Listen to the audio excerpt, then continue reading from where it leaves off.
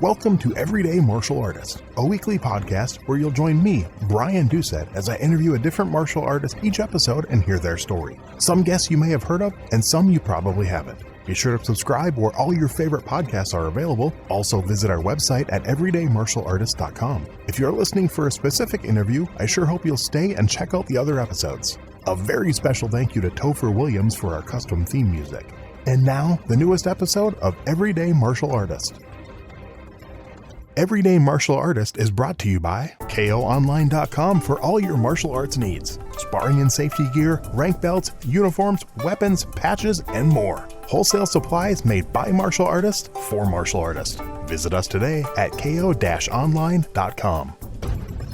Hello and welcome to Everyday Martial Artist. I'm your host, Brian Doucette, and as we do every Thursday, we're joined by a brand new guest talking about their life and their journey throughout the world of martial arts. My guest today is a former multiple NASKA Lightweight champion from the DMV area, spending the late 90s and early 2000s on sport karate teams Team Elite and Team CJB. In the later half of 2012, he joined sportsmartialarts.com to help bring the sport to the next level with professional coverage. He is the play-by-play commentator for night show tournament broadcasts. Away from martial arts, he has over 20 years in software development and is an avid gamer. Please welcome to the show today my guest, Mr. Mallory Woods. How are you doing today, sir?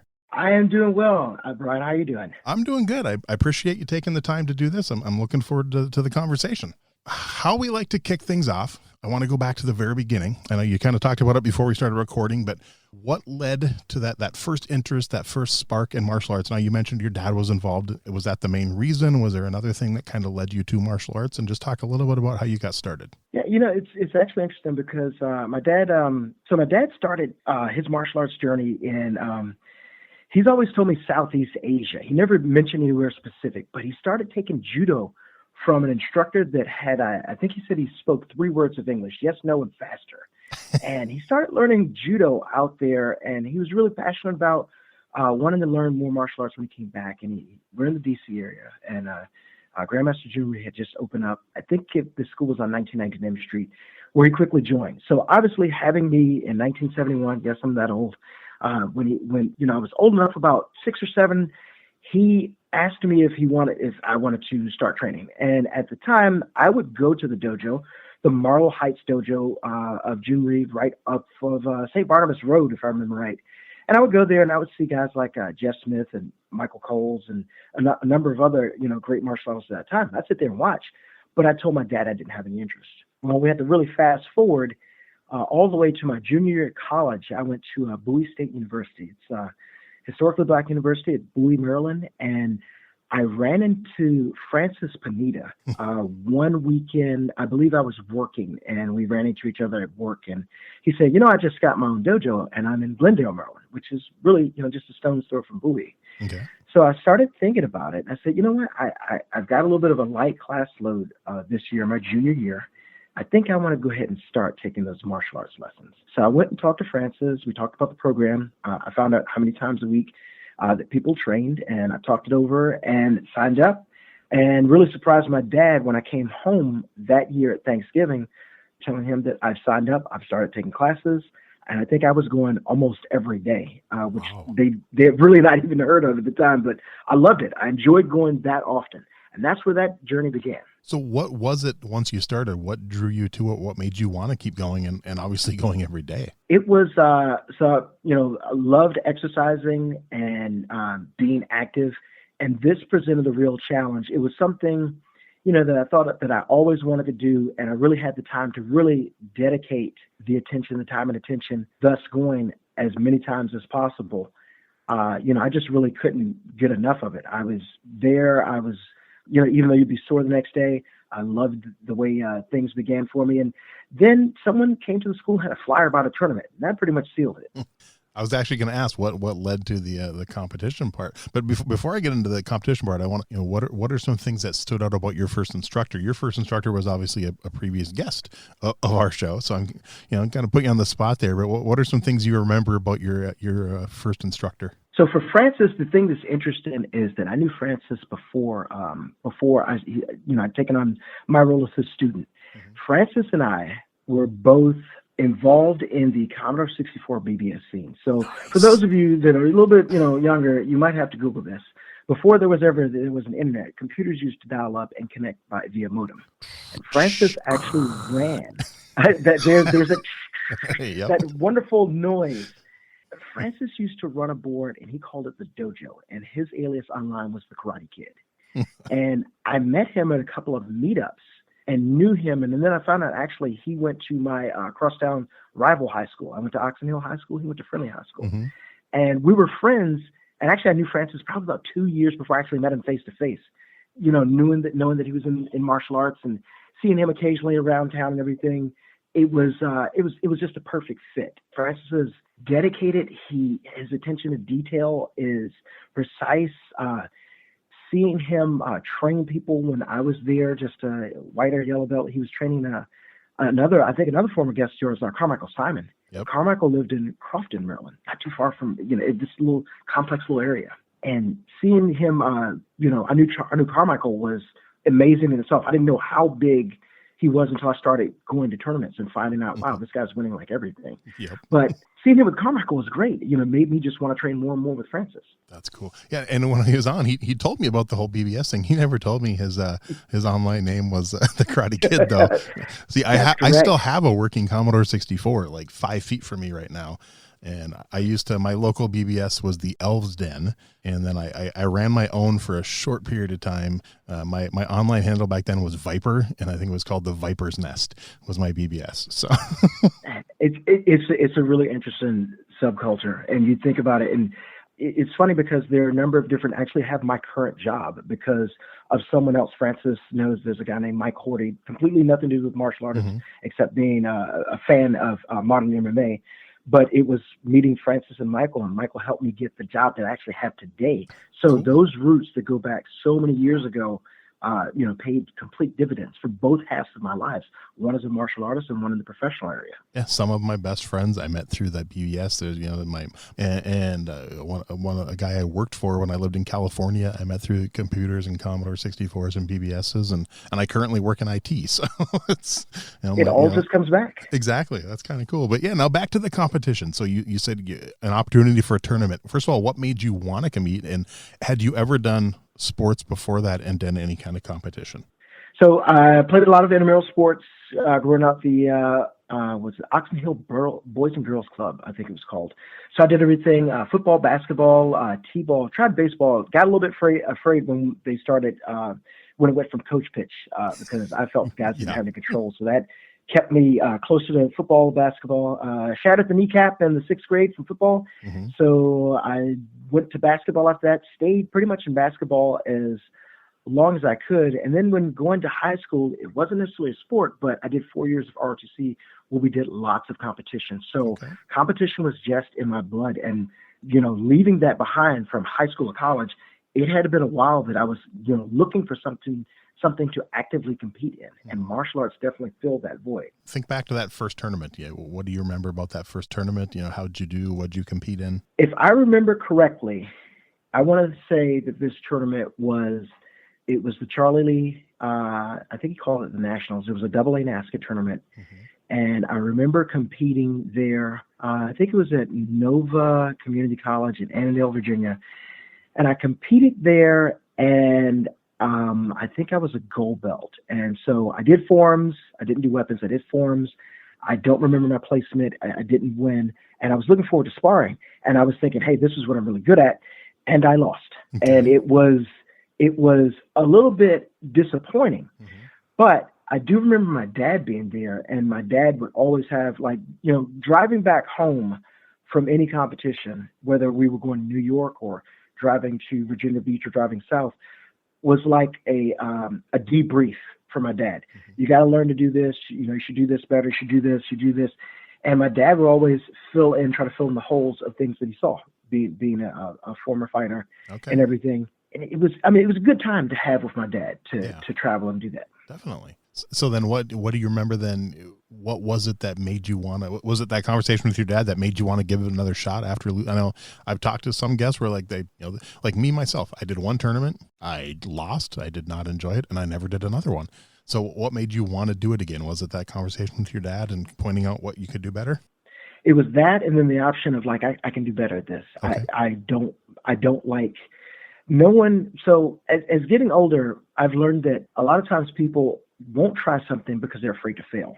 However, failure in itself, if you don't think of, things like life or death or losing a job or keeping a job, but failure in itself is a great teacher. And some people, may not necessarily understand that the way I say it, but if you think of Edison said, I found, so many times or so many ways that the light bulb wouldn't work. He didn't look at those as failures. But it's sometimes through failure that you do bridge your way to success.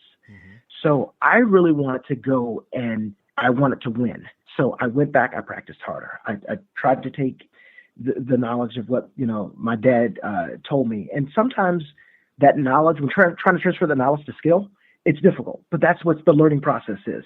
He said, do this, and I'm trying to do that. And it's, the body and the mind are trying to hook up and link up and everything.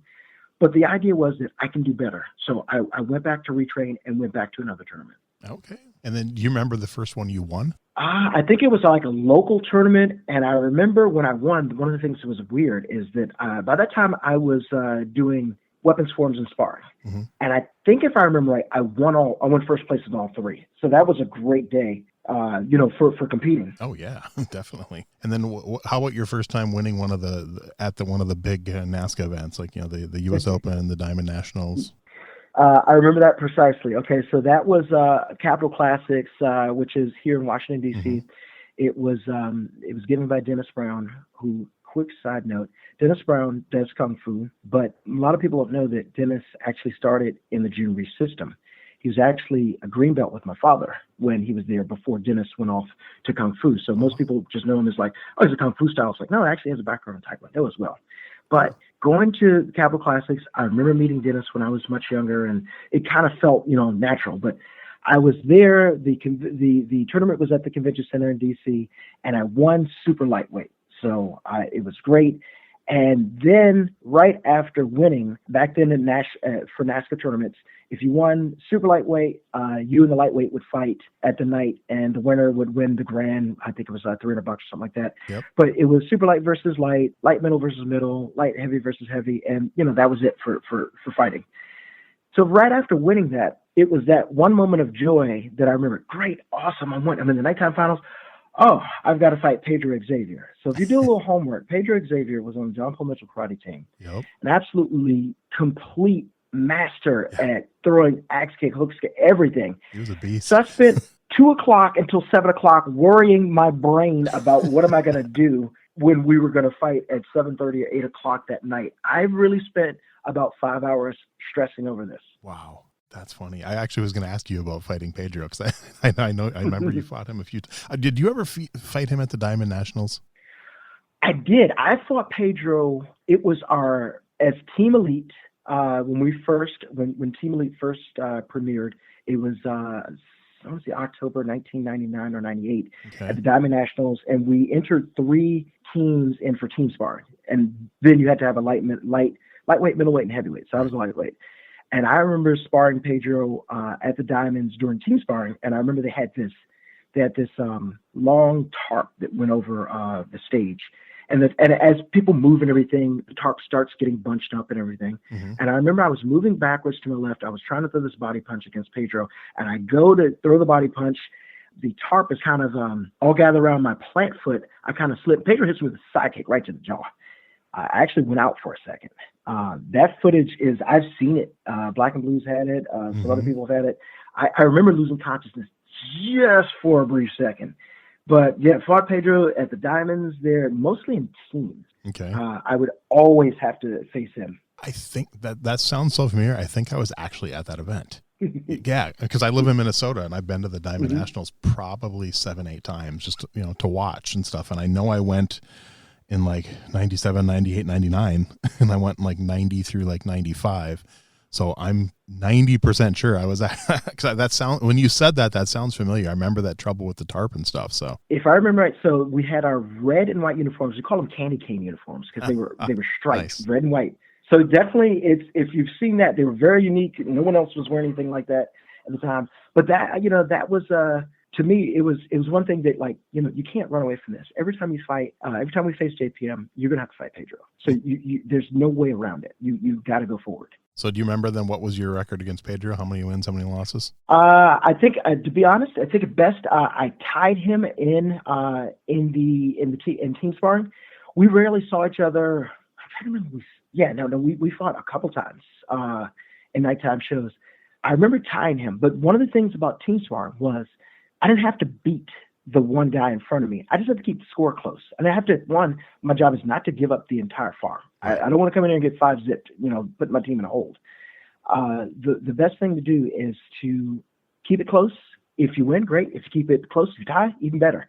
And that would help set up, win. It was putting the team in the team sparring. I kept it close, and then it's up to the middleweight and the heavyweight to close the show. Okay. Very cool. Cool. Kind of like how they did it in the movie Best of the Best, the team points. It's a classic movie. I know, I love that movie. I actually got to interview Simon Rhee like 2 months ago. So yeah, love the movie, and kind of the same way they did the points, I guess. Nice. Mm-hmm. So then at any time in your martial arts career, did teaching become something that ever interested you? Did you teach at all? So I was approached. I was in the U.S. Open one year, and at this time I'd relocated from Maryland to Virginia. One of my really good friends, Harry Carter, invited me to the Black Belt Academy, which is right across the street from George Mason, because all of my training partners were still in Maryland. And at the time, traveling from where I was living to Maryland was pretty much a pipe dream, the way the traffic is in the D.C. area. Mm-hmm. So I found a local space, began to get integrated into, martial artists locally and finding out. And every Thursday night or so, I was at Charlie Lee Karate. And Charlie Lee at that point had a national tournament, the World Series of Martial Arts, which he would give every, I think it was like February and March, if I remember right. And I met Charlie and his wife at the time, Brenda. And Brenda asked me to come by and teach karate kickboxing. I was okay, all right, cool. I come by. I'm going to be there later because she needed the sparring partner. She was trying to beat Nikki Carson Lee, right. And she said I needed some people to to come around and help me. So I began going there, and right after the U.S. Open one year, I remember I won the U.S. Open, I won Grands, and I saw Charlie at the tournament, and he said, hey, could you come by and I'd like to talk to you about teaching at my school because, quote, my kids can't fight, unquote. I said, okay, sure, I'll meet you when I get back to Virginia. And it was that time, and Charlie said, no, I've got a house in Orlando. Here's the address, come on by after the tournament. Okay, all right, sure. So we talked, and we set up this pretty much handshake deal that I'd come in and teach a couple days a week, and if there was anything that my team didn't sponsor me to go to, that he would pay for the tournament completely. And I said that seems fair to me, so I'll come in and teach. Very good. How long did you do that for then? I did that for about, I want to say it was about 5 years, I think. Wow. Okay. He did tell me that I know that having you here makes a difference because my first kid at my tournament won first place in sparring. Nice. That had never happened before, I guess, until that point. That's kind of cool. So it was great, But one of the things that was really cool about teaching is that you got to see the kids grow. Like on the other hand, it's like looking at a lot of my former students now that are off getting master's degrees, and they're doing this, that, and the other. It really reminds me of my age, but there were it was great to see the kids go from. One little girl was afraid of sparring because she said, I just get beat up the entire class. I said, okay, all right. Well, I said, that's not going to happen anymore because you're not learning anything, and neither is somebody that's just kind of, bopping you like a little paddle ball, where you just pop, pop, pop, pop. I said, they're not learning anything, and you're not learning anything. I said, we're going to fix that. We're going to make it so that you're not afraid to spar anymore. And eventually, she grew to love the class and only really wanted to come for sparring. That's a complete turnaround in my book. I guess a slight humble brag would be one of my students, when someone I can legitimately claim from no belt to black belt, is in Hollywood now. He was recently on. I remember when he told me, "Yeah, I just came off a set for 6 months doing Obi-Wan." He also did some of the stunt work for Deadpool, and he's really off just with this great stunt career. Ross Costan. Okay. And I mean, it's just another guy from the DMV area that just said, "Hey, I'm going to head out to California and just try my luck," along with other guys like John Valera, Arnold Chung. There's Jake. I can't remember Jake's last name right now, but these guys just went out and they've really accomplished a dream, and Right. seeing Ross doing all this stuff, it's like, hey, this is great. I can say I actually trained Deadpool. That's a big feather in my cap. There you go. So is that something that you ever thought of? I mean, because from the late '80s through even through now, I mean, a lot of those NASKA guys made it to Hollywood and they're still doing it. Is that something that ever had any interest for you at all? It did. Unfortunately, at the time, for me, being that I started at an older age, let's see, when moving out here and first really competing a lot, I had a young daughter. She was born in '95. So definitely had a lot more responsibility. And then I went to school to become a computer scientist or computer programmer, a developer. Technology has always been something that's just been of interest to me. And I thought about it, but also at the time, now one of the things I didn't think about, so let's look at the time period. We had cable, we had our regular channels, ABC, NBC, Fox, et cetera, and a lot of people were thinking that if you don't go out there and make it in movies, then that's it. And you were thinking you want to be in front of the camera. What I didn't know is that there was so much lucrative opportunity for stunts and work from behind the camera, right, and everything else. So a lot of the forums guys would go and they would get stunt work, and when talking to them, they say, yeah, we roll on project and do it for about 6 weeks, and then boom, you're off and doing something else. And I didn't know that at the time. Plus, today, if you think about it, not only do we have our cable channels, but we have streaming services and projects that stream that only record digitally and go to a digital medium, like just a digital output, Netflix or Amazon. right. And that's perfectly fine. There's more opportunity now than there used to be 20, 30 years ago. Yeah, way more. Yeah. So then, what led to you getting involved in a few video games? So I met my buddy, and this probably came up with the interview with Francis. Yep. There's a guy named Travis Riggs, and going back to the whole bulletin board story, another guy that I met on the bulletin board. I was in college and I was practicing, training and everything. And at that time, I looked on one of the bulletin boards, and there was a message on there for someone that, if anybody has any Star Trek Next Generation videotapes, I'm doing a game and I need to pull some sound. And I looked at the VHS, again, we're going back way in technology, Yep. and where Bowie sits, you can get 3 channels that show different Star Trek The Next Generation episodes. Channel 20, Channel 54 in Baltimore, and Channel 45. There might have been maybe Channel 54, but there were 3 places that I could actually record these.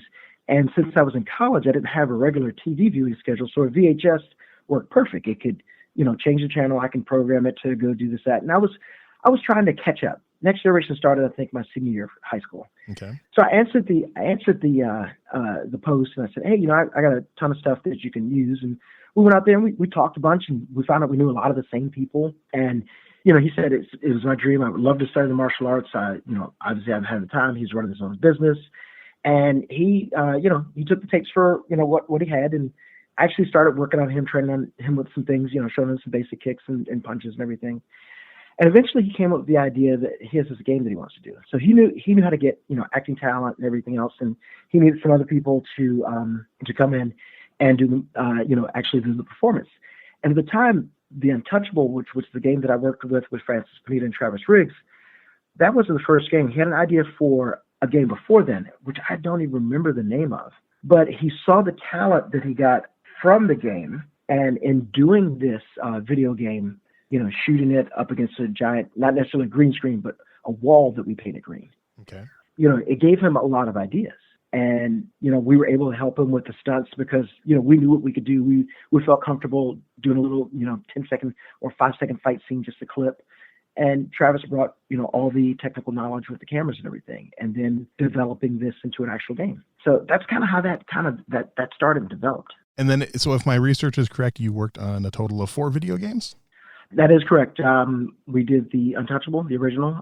We did shoot The Untouchable 2, which was really unfortunate. We weren't able to actually get this completed.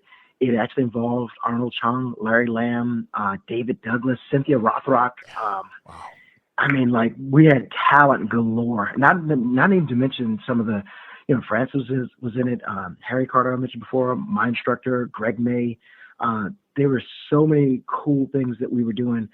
That's a story definitely for Travis in terms of the bogging down of of a media company and everything else. It's a painful story, but that's definitely his to tell. But during that time, we got contact with, there was a rapper, and the game actually was called Predator or Prey, that saw our game, and they wanted us to spin off an engine with this specific rapper, and I cannot remember the guy's name right now at the time. It's definitely on IMDb, but it was cool to kind of meet him. And at first, I was just going to do choreography. Now, you're talking about taking people that really haven't kicked or punched their entire life and try to get them to look somewhat good and, in a video game mode. So I was helping them with the choreography and everything. And eventually, they were like, we want to actually put you as a character in there. So I donned my quote-unquote costume as X, where I played in the other two games, and jumped in there as well. The other two games were a couple of games that Travis came up with called Bikini Karate Babes that I served as a choreographer on us, which was fun. By the title alone, it's going to be fun. Yeah, I can tell. Yeah, I just pulled that up on IMDb and because at first I thought it was a movie. I'm like, you were in a movie called Bikini Karate? And like, oh no, that's another video game. It's definitely a game, but really fun to work with the ladies there. Kind of the same thing.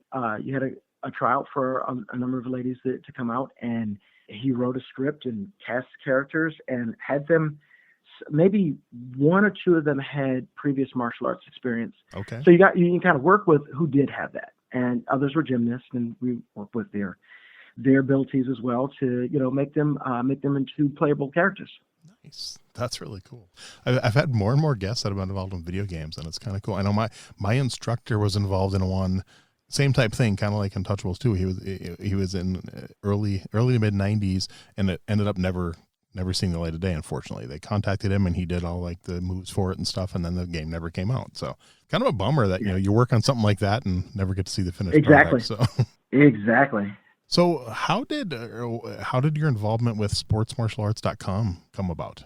So that also involves the other half of my life, which is the computer scientist, the programmer, the developer. Way back when I was competing, I met someone named Emily Cooper, and Emily was from Ohio. She's originally from Minnesota, and if you didn't know, sport martial arts has its roots in Minnesota. I did not know that. The majority of staff, between Emily Cooper and Nick Schneider and a couple of other people, live in the Minnesota, or rather, I think it's Minneapolis area. Okay. And when I saw her, I had recognized Emily from seeing her compete. Same time I was competing, she was in law school while I was finishing up my undergraduate degree.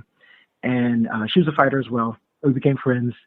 And I saw her at a tournament. It was somewhere out in the Midwest. I don't remember exactly where we were at. But she said she had one of these little, actually it wasn't little, it was a big video camera, full-size VHS tape. And I said, what are you doing there? She says, I bring all these kids to a tournament, and every parent always asks me, well, how my kid do? Oh, this is great. They won second, third, or whatever the placement is, and that's all I can tell them. So she bought a DSLR camera, and I hope I got that acronym right, but she bought a camera, and she bought a video camera. So she would record the performances, and she said, I'm going to figure out how to get these online. So back then the technology was so not everyone had broadband. That was not a given. A lot of households themselves didn't even have a computer. But she figured out a way to just take the still pictures, and she says, I'm gonna put them on a site called Maslink. And I think that was the martial artists.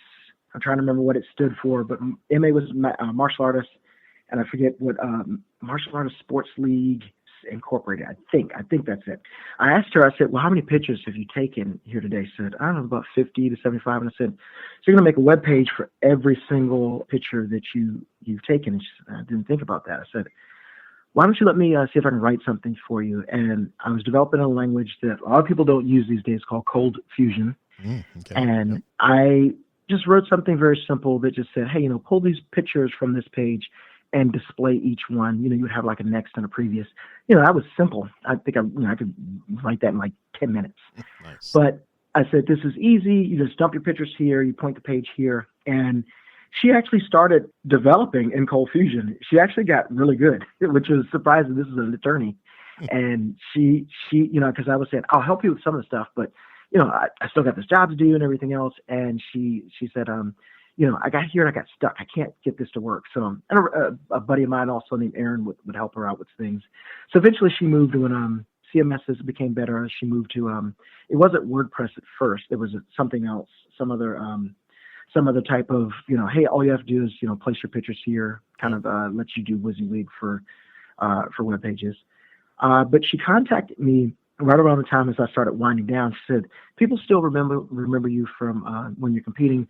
Would you be able to come and, take pictures with us at tournaments? Also do our social time, which is really just Twitter, in terms of taking pictures and tweeting out responses. I said, sure. And I think the first tournament I actually went there was the AmeriKick. And at that time, AmeriKick was in Philadelphia. They since moved it to Atlantic City.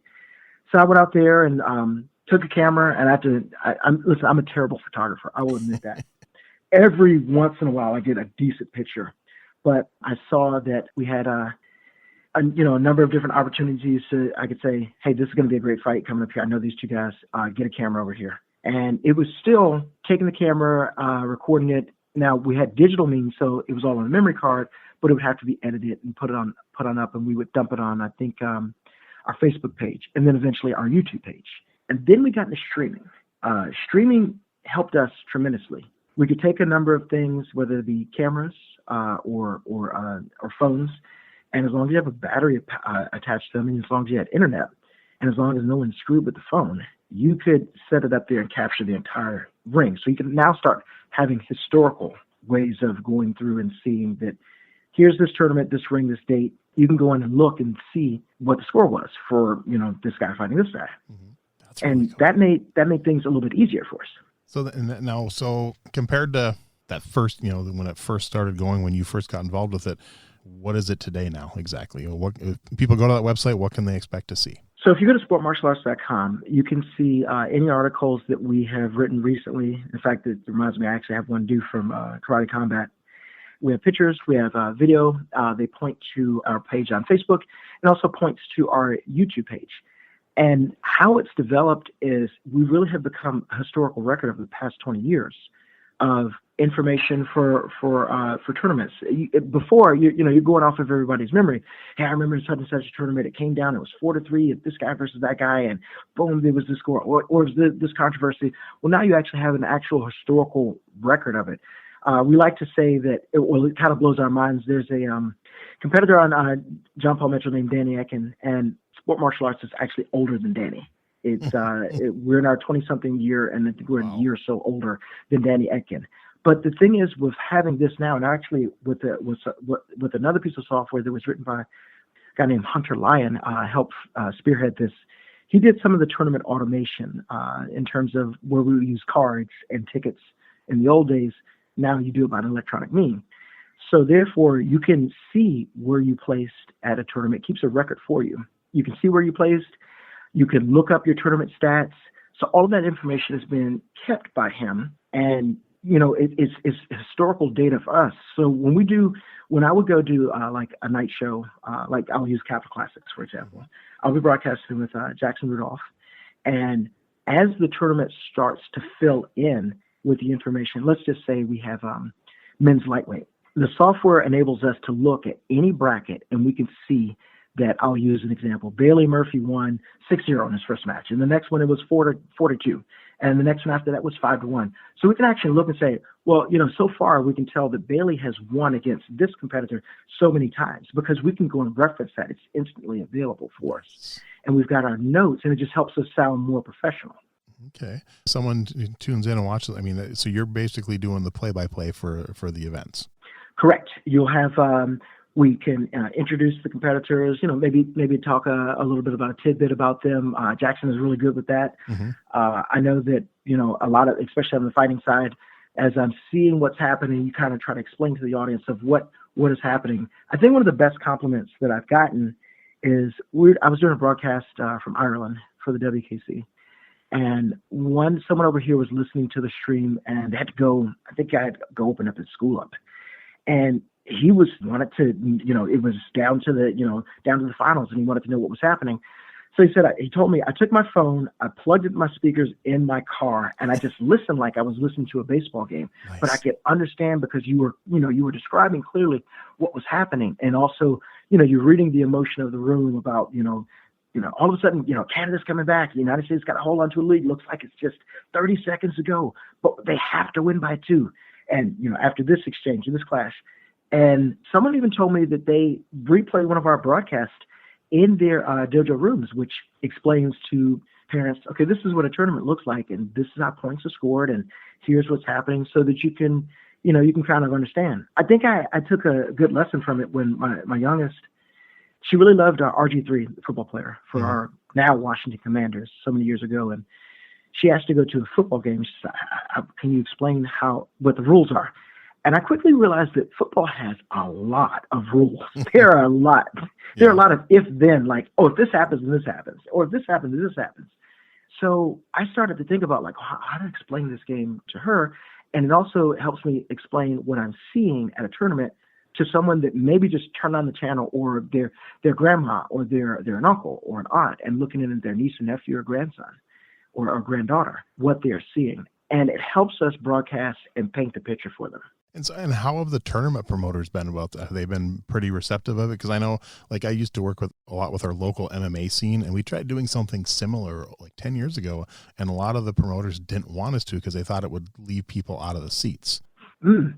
Well, a lot of our broadcast audience, if you can't be in the immediate area, say, we'll use the Diamond Nationals, if you can't go there and have us, be in the actual seat, the broadcast actually helps them fill in. Maybe someone could not make it because something coming up in life, or they didn't have the money or something.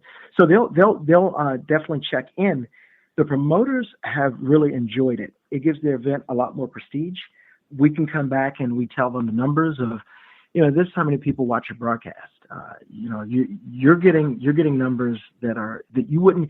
This will extend your reach, and it's actually called reach in the actual stats, of what you would not get this audience, or your name or your tournament would not get this if you only broadcast to the X amount of people that you have in the gymnasium, the hotel room, or wherever you have your event. So you can get people excited about, I want to go next year. I saw this is great. It's only going to help to promote your event more.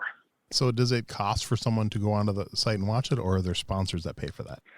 So everything that we have on the site is absolutely free. If you go to our Facebook page, which is sportmartialarts.com, you can find us on Facebook. You can go back, I think, years and years and years, at least before Facebook was not archiving the streams. They quickly realized that they should do that because they still get eyeballs. There are broadcasts, I don't even know what our first one is that's on there.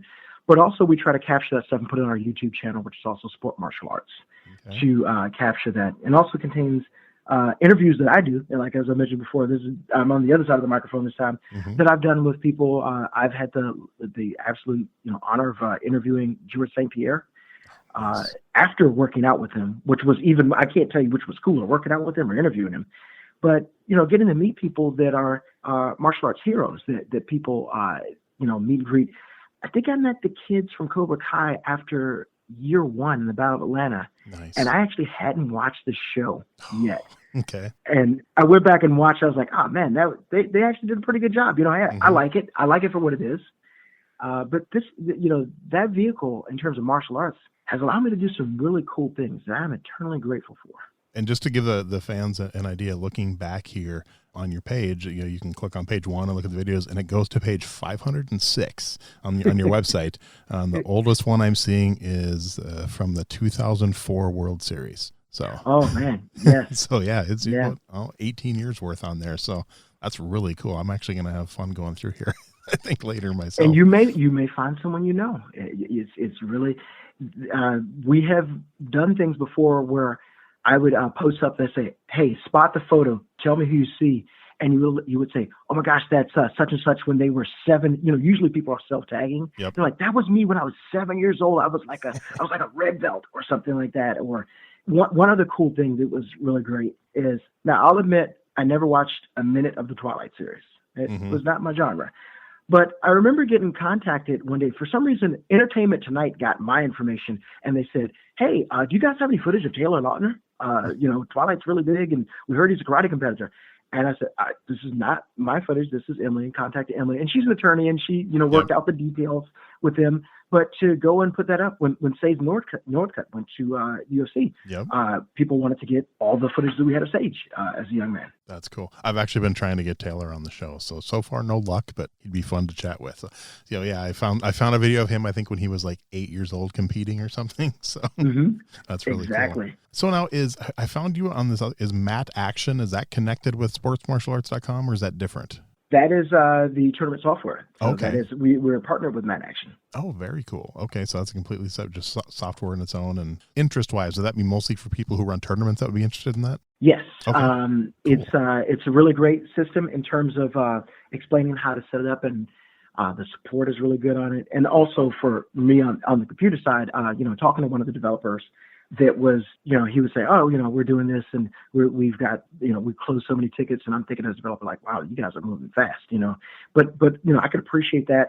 And occasionally I'll even come up with an idea that Hunter doesn't already have on his Trello board in terms of like, have you guys ever considered doing the following, this? And he said, oh yeah, that's set to come out here.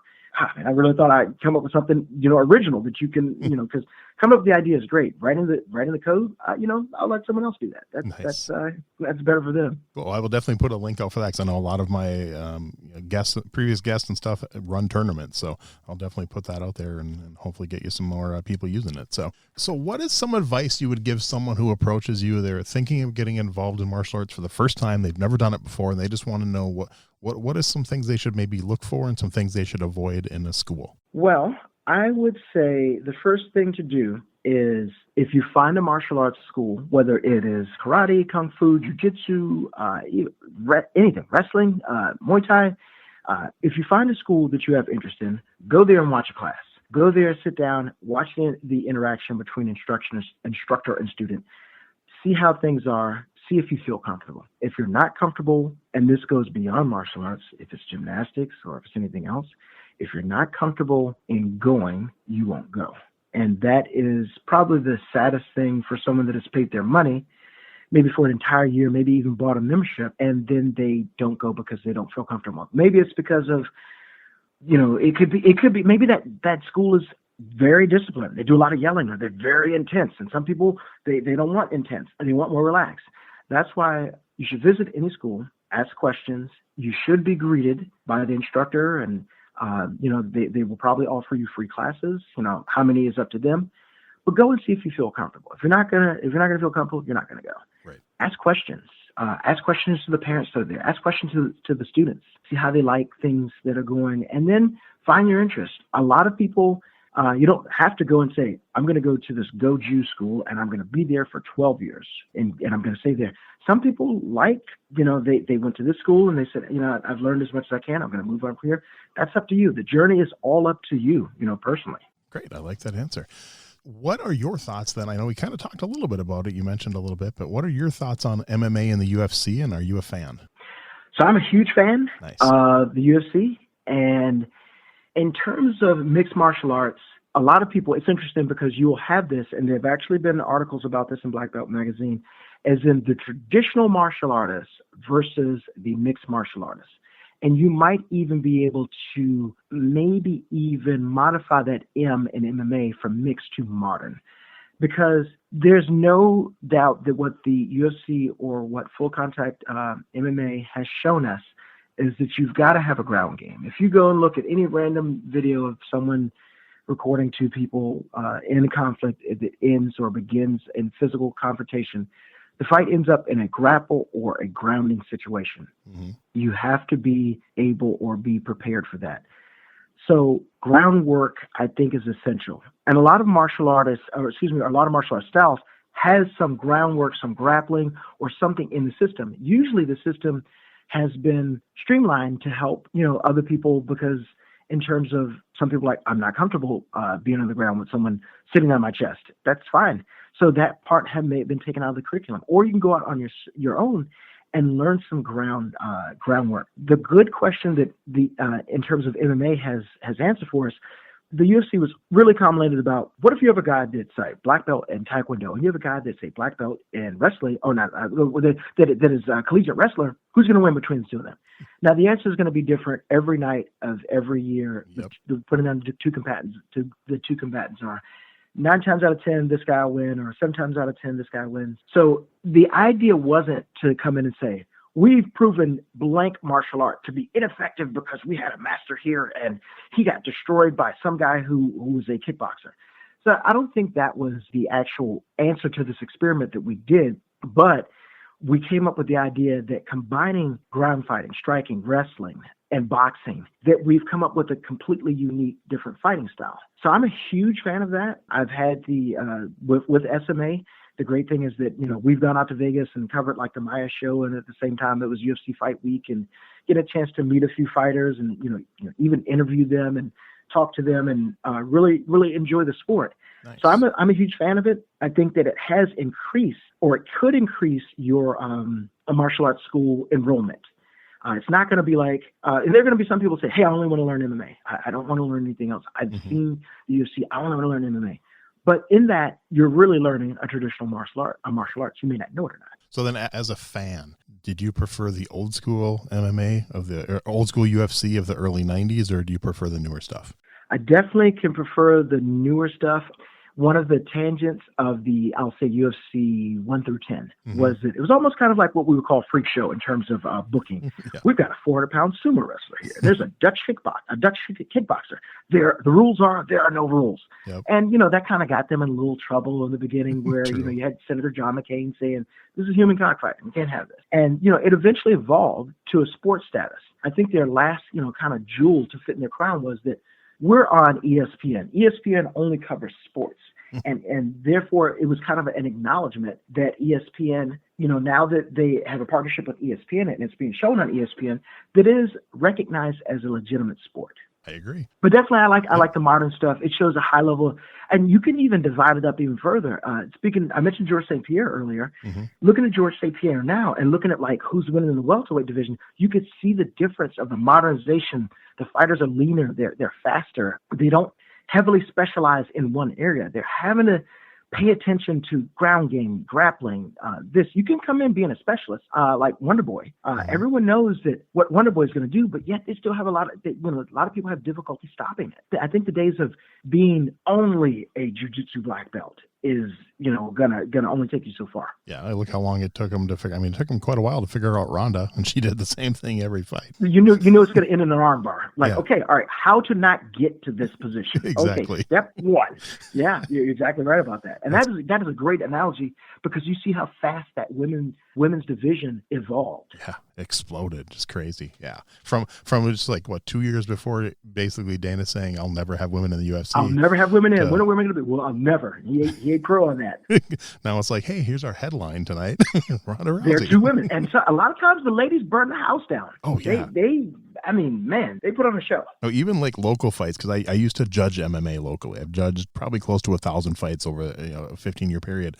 And whenever we had women on the card, we knew we were going to get a fight. I mean, it was usually one of the best fights of the night. Kind of cool. It is interesting, but there might be a little bit something to say that way because, as I mentioned before, being in like the Oxon Hill Boys and Girls Club, and if I think back to that era, the only time I had a female teammate was on T-ball. They didn't even have basketball for girls back then. Wow. They had cheerleading. And I know there were lots of young ladies out there that wanted to play T-ball. And the only reason I think there was a girl on our T-ball team is because she was the daughter of the coach, or they wanted to play basketball, or they wanted to even play football. And now, as we see, I think it's Title IX, and a great representative of that is Kat Zingano, who fights for Bellator, how she proved she was one of the toughest wrestlers out there, and eventually getting the right to wrestle. Yep. She says, I can't tell you the amount of times that someone's pulled my hair and you're snickering this and that. She says, I had to prove that I was tougher than these guys and eventually earn their respect, and then they stopped the shenanigans. But having that, for being a father of three girls myself, having that ability to go there and, I get excited every Saturday going to a soccer game for my youngest, that the ladies can play. That is, we finally, we're getting to that point, giving them an even playing field, letting them play, letting them enjoy, letting them show the talent that they have. It's true. It's a great point. So who are some names that you would put on your personal Mount Rushmore of martial arts? So that's a good question. Going off that, I have to put Bruce Lee there. Bruce is not only a great martial artist, but obviously he's an original for bringing attention to the martial arts and what he went through to do that. Chinese born, and the philosophy of everyone should have the ability to learn this fighting system or a fighting system. So I would definitely put Bruce Lee on there. Let's see, my number 2. Let's see, do I have a ready available number 2 right away? You know what? I know who I'm going to. This is going to be a little bit of a curveball. I'm going to put Muhammad Ali there. Nice. Because regardless of looking at it traditionally, boxing is a martial art. Yes. Boxing is a martial art.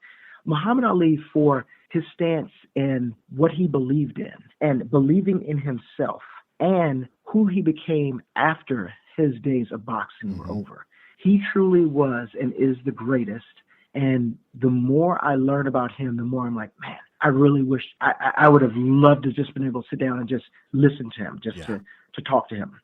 So Muhammad Ali would go there. And whoever it was that stole his bike when he was a young kid, thank you for doing that birthed that giant. That is true. And I think you're only my second guest that's mentioned him, so that's cool. There we go. I feel like I'm in good company. There you go. Let's see. So going down there, we've got 2, and if I remember right there, 4 figures on Mount Rushmore. And it doesn't have to be 4. I mean, I've had some guests only name 3. I've had some guests name 7, so it's up to you. It's your Mount Rushmore. It's interesting because it's my Mount Rushmore, and I'm coming. I'm on the spot with this. So let me think. It's interesting because this is a question that will linger in my head later. I'm like, oh man, I wish I would have said this person. I definitely want to give one more, and I will say I'll put Grandmaster Rhea on there. Nice. For what he did for spreading Taekwondo in the Washington D.C. area, teaching the congressmen and his philosophy about it. So I would put him on there, and the rest I will charge to my heart, not my head, because I can't. I don't have the time to sit and really ponder this question. So I'll give you those 3. Hey, those are 3 solid answers, man. That's good. So in all your years of martial arts, is there one philosophy you've learned that is just super important to you? You keep coming back to it, part of your everyday life, maybe something like that. I immediately think of, we used to have these little small pieces of paper at the Jimmy Glendale school. And I would see them like when I would go put the kick bags away or go put, piece of equipment that we're going to waste right before the men's locker room. And let me see if I get it right on the first take. All right. The only way to avoid mistakes is to gain experience. The only way to gain experience is to make mistakes. And that quote has stayed in my head forever. And it's applied not only to martial arts, but to development, to relationships, to life itself. And we live in a society in which people love to be able to pick up and be an expert at.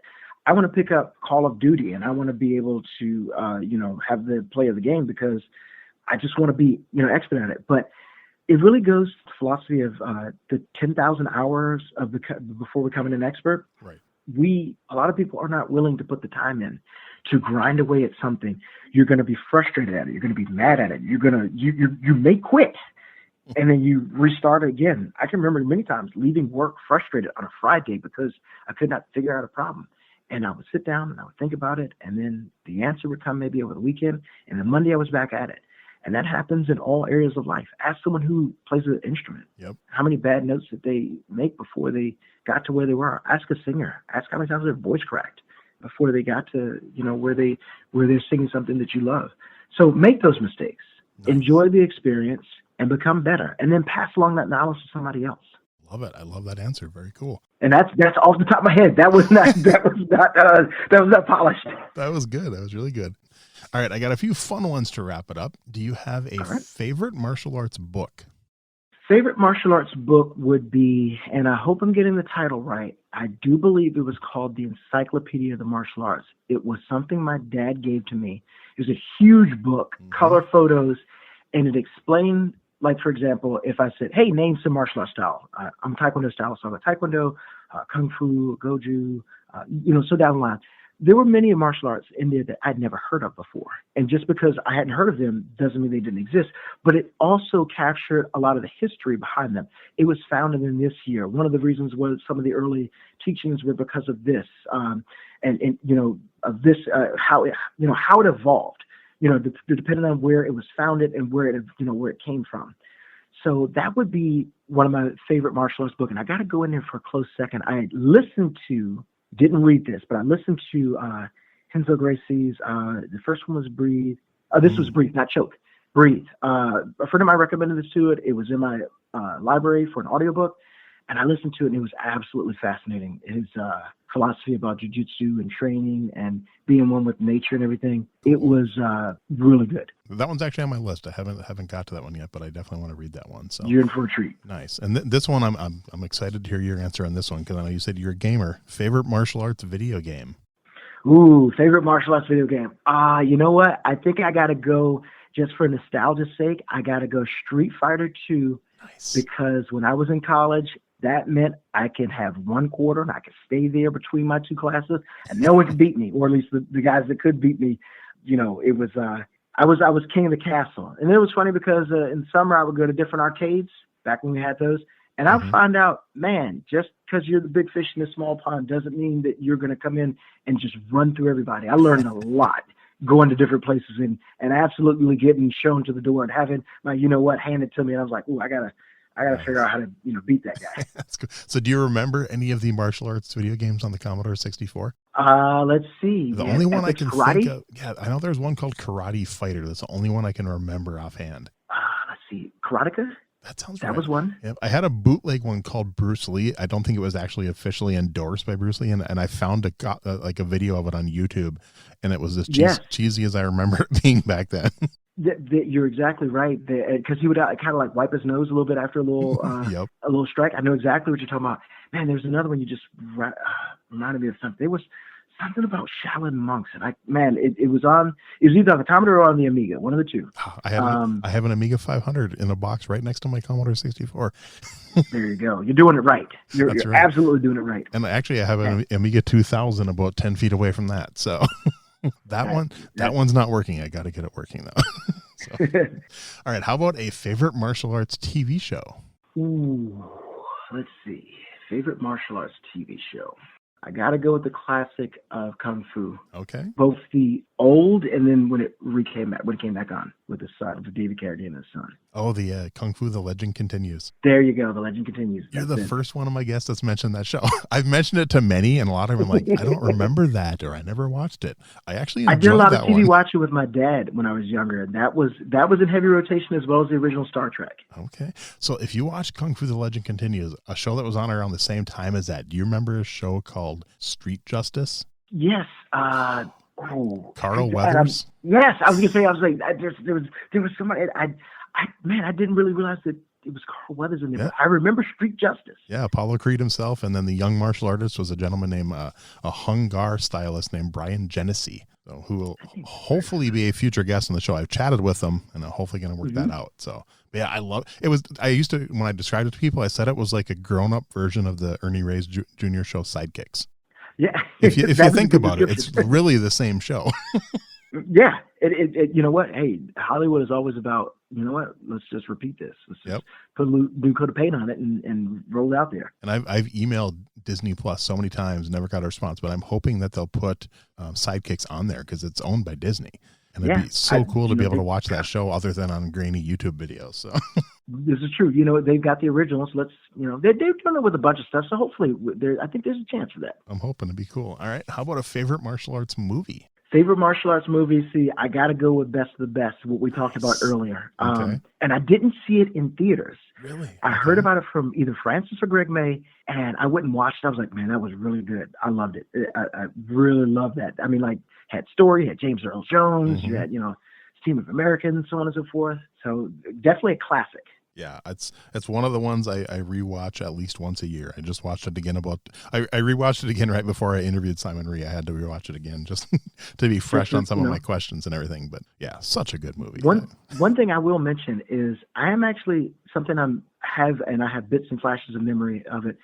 So I was the only child, and I remember my dad taking my mom and I to a theater in Chinatown in D.C., and we would watch a lot of the movies that you would see in Kung Fu theater because I would always say, I just would have to watch them for the action because I couldn't read the subtitles fast enough when I was younger. I was like 7 or 8, really young. But I enjoyed going there with them, even though, it would be late. Sometimes I would fall asleep, but knowing that we were going to see a karate movie was really cool. I suppose you probably saw 36 Chamber of the Shaolin and stuff like that there. There would be things that I'd be like, oh, I've seen this before. I have a memory of watching this, and we'll come back. We used to get together and watch Kung Fu theater right before the football game on Saturdays while we were in college. Guys, we get up about 10 o'clock and eat some breakfast, and they come back and it would be on TV. And we're like, oh, I remember this one. This is great. So on and so forth. And we talk. We just sit there and watch it. It was wonderful. Nice. All right. Final question. This one doesn't have to be a martial arts movie, but just a favorite movie fight scene.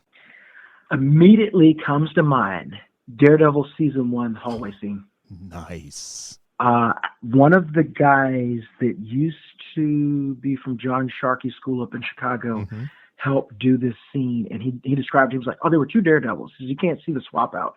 But when he gets knocked through the door, the second guy jumps in and does, jumps back in the hallway and fights again. And he says, because they did it on a fixed camera in one cut.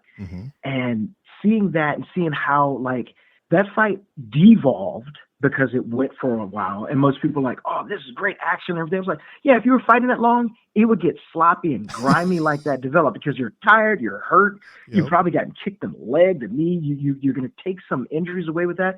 And it just devolves into just like, I just got to get past this last guy and do what I'm doing, whatever. I can't remember what Daredevil was doing in that scene, that you're just dragging yourself to that point, and you're going to be the next day under ice and black and blue and everything. But it looked, there wasn't a bunch of fancy kicks and people jumping off walls and everything. It looked gritty. It looked like a fight should look. That's a great answer. No one has said that yet, so I love it. Like I said, I'm a huge on martial arts movies. I'm huge on movie fight scenes. Usually my go-to is either the fight scene in Roadhouse or one of the fight scenes in like The Bourne Identity. I like some of those scenes. Oh yeah, that's true. But the scene in Roadhouse, actually, my guest on my podcast in about a week, I think it's October 6th, so it'll be your episode will air after that, but my guest on that episode, I think it's episode 83, is Marshall Teague, who is the guy Patrick Swayze fought in Roadhouse. Oh yeah. And he talked about that fight scene and stuff, and I'm looking forward to that episode coming out. That'll be fun.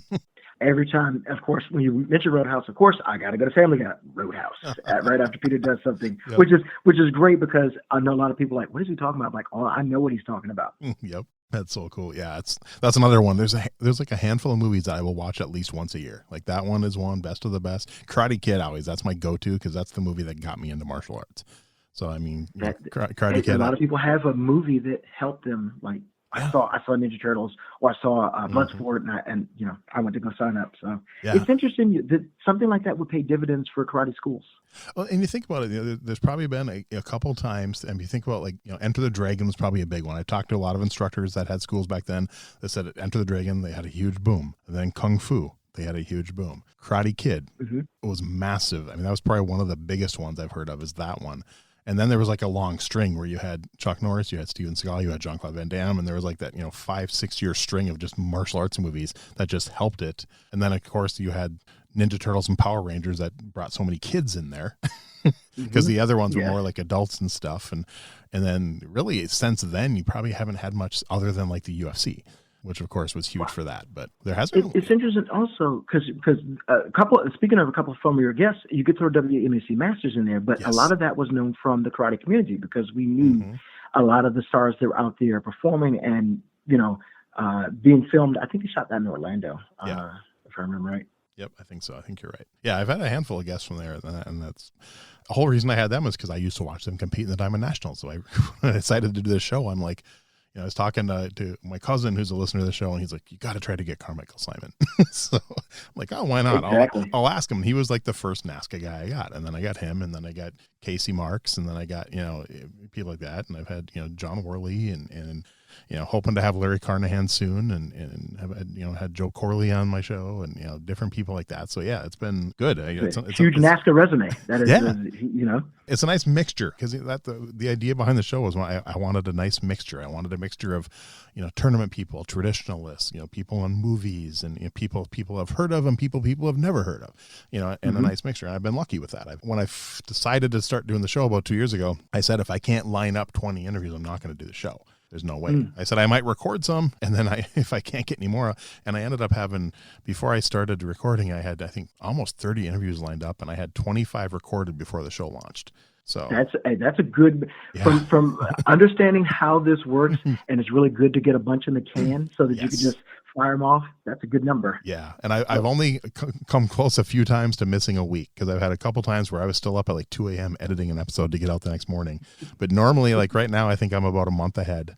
And I have That's good to be there. I'm telling you, you're doing it right if you're a mother hen. Yeah. I've also, I think every guest I've had has recommended other guests, which is super helpful. Because then when you can say, hey, this person told me to contact you, kind of like with you. Yeah. Exactly. Mr. Pineda, he's like, hey, I think you'd really enjoy talking to Mallory, so I'm going to put you in touch with him. I'm like, all right, cool. I think Mr. Pineda actually lined up 4 or 5 interviews for me. So that's a good feeder. And, you know, I'd love to participate with that. I'd love to have you contact Ross Constam to talk about going to Hollywood at 18 and like figuring that out. Definitely. Yeah. Put him in touch with me. I'd love to. And I'll put links for all your stuff, whatever you want me to put for sportsmartialarts.com. I'll even put it for your IMDb page if people want to check out your video games, anything you want me to put links for. But anything else you want to mention before I let you go? Thank you for doing this. This has been really refreshing to be on the other end of the microphone. You definitely made me think about a lot of good things. I can't believe it's been 30 years since I've been in the martial arts. And one of the things, I think one of the best questions that I've come up with originally, and actually two, and I'm going to ask myself the second one. 2 questions I've asked people that they've stopped and thought about. And one is, what are you most thankful for that the martial arts has done for you? A lot of people they said like, oh man, hey, I've traveled all around the world, or I've met this person, this, that, and that. For me, I love to travel, and I've met so many great people, whether they are world champions or they just enjoy teaching karate to children, or they've always wanted to learn martial arts, or this, that, and the other. It's paid me back way more than I've ever invested in the martial arts. And that's why, if there's any chance to give back, I do. That's awesome. It's just great. The other thing is, I asked a lot of people this, like, so if you didn't become a UFC fighter or MMA fighter or this, that, and the other, who would this person would have been if it wasn't for karate? Mm-hmm. For me, if I were to think about that and ask this question, I'd be a 100% technology nerd and be more in technology than I would have even now. And I've kind of straddled both worlds, trying to help incorporate technology into helpful martial arts and moving in that direction. But I've had some really interesting answers when I've asked people that. A lot of people had to sit and think like, wait a minute, I don't know. I think I asked Calvin Katara about this. I said, what would it be if you didn't, get into this? Probably getting drunk and beating up people at a bar somewhere. Not sure. At least he's honest. At least he's honest. Exactly. There was an intersection of your life with the martial arts. And now that you've traveled with it, no matter what style, make, or method you've studied, it has changed your life and become a part of you until you leave this earth. Nice. I just want to thank you. This has been so much fun. I love chatting with you. I'm glad Francis put us in touch with each other. I think it was a great interview, and I loved learning more about you and hearing about you. And I'm definitely going to be checking out the website, because I love watching that stuff, and it'd be kind of fun to hear you're doing your thing and doing the play-by-play. So. Yeah, definitely check out one I would really recommend, WKC. I think it was WKC either 2016 or 17. One was in Ireland, and one was in Ireland, one was in the United States. Especially as things developed between the Canadians and the Americans, and I'm seeing like, wait a minute, we just had these two guys just got injured, and they're on the men's fighting team, which comes up next. What's the U.S. going to do? Canada's got it. All their fighters are available. And then, like, as this drama, played out in front of me, because I was the only one there, and I'm trying to carry it. I remember being so sore right after that in Ireland from talking for 2 hours straight, and someone put what I thought was apple juice in front of me, and it was apple cider, and I completely slammed it. And I'm someone who usually does not drink, and I was like, I think I'd like another one of those. That was great. But thank you so much, Brian. This has been a ton of fun. It's been great to run back and think about a bunch of things. I will definitely be in touch to reach out to Ross to get you in contact with him. And if there's anything I can do to help you, please let me know. I appreciate that. Thanks for listening to Everyday Martial Artist. We hope you will join us every week for a brand new episode with a different martial artist telling their story. If you enjoy the show, be sure to leave us a review. Also, be sure to check out our website at everydaymartialartist.com. There you can find all of our episodes and contact us to suggest guests and ask questions. Again, thanks for listening to Everyday Martial Artist, and we'll see you next week.